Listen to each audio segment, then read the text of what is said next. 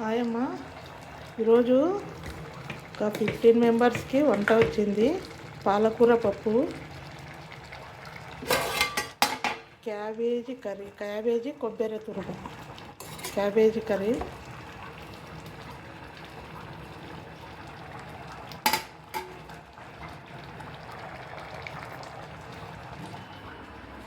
సాంబార్,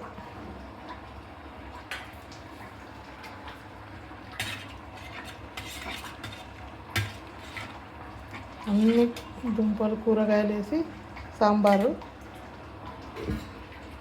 టమాటా రోటి పచ్చడి,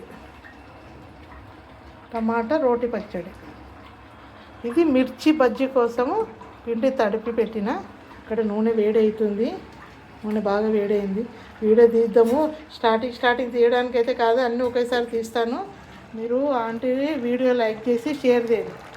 ఓకేనమ్మా, బాయ్.